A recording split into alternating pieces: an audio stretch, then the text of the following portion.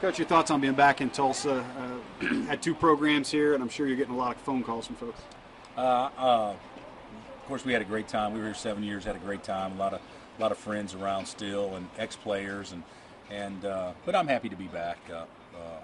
I'm happy to bring my team back, and it's been a goal every year to try to position yourself where you can play close to home in the first 2 rounds, and this was the best situation for us. And Oklahoma hasn't been good. At least Oklahoma City hadn't been good to us in the postseason. So we need to change that this weekend. This is kind of the calm before the storm. How the guys? Oh, they're loose. I mean, it's not really that difficult to get them loose right now, but they're excited though. You can tell. We've had pretty energized practices. We haven't gone long, but they've been pretty energized. What do you think of the president picking you to win it all? Didn't he do that last year too? We're going to prove him right this year, or at least try to. But yeah, I don't put much stock in that stuff. But I hope he turns out to be a very wise man. Hey, Coach, when you think about Tulsa, I guess what stands out more? Is it the Elite 8 or those 18 L's that you've talked about a few times in the first year? No. Trust me, I don't think about the 18 losses in a row that often until you guys remind me of it. But those were great years at ORU, great years. And, we ended up winning 31 of our last 38 there, which was a great accomplishment. And then going to Tulsa and having that great team that went to the Elite 8 and, in all honesty, should have been in the Final Four. Those were great times. And yeah, those are great memories and everything.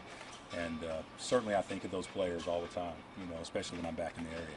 When you've been around long enough, you're going to have connections all over the place with a lot of people, but is it even weird for you to see the last 3 Illinois coaches right here in this pod? Yeah, they've always said the committee has a strange sense of humor, and because you see things like this happen periodically, and we've stayed away from Illinois for 7 years, so law of averages has to catch up sooner or later, and UNLV is a team that's been in our bracket the last 3 out of 4 years, if I'm not mistaken. So that didn't surprise me at all. I don't think it's an easy draw. Of course, there's no easy draws, but I certainly don't think any favors were passed out because both those teams are very capable of playing at a very, very high level.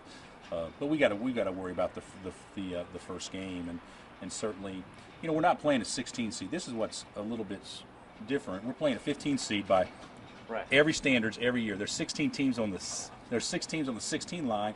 And those 4 teams are playing games to play, so naturally BU would have been a 15 seed last year. And I told our guys, hey, 15 seeds have beaten 1 seeds before, so certainly our guys got to be ready for that. You can tell the eye test. You can tell the difference between a 15 seed and a 16 seed. I can tell you that I think this is a good basketball team that could have success in just about. I don't want to say win any league. I'm not going to say that, but because. With teams like that, even the Northern Iowa or Bucknell or Bradley was the exception because they had a 7-footer. They're playing with undersized guys, but they're fast. They're fast and they're well coached and they really guard. And their defensive stats are a lot better than ours. So we know we got to play well.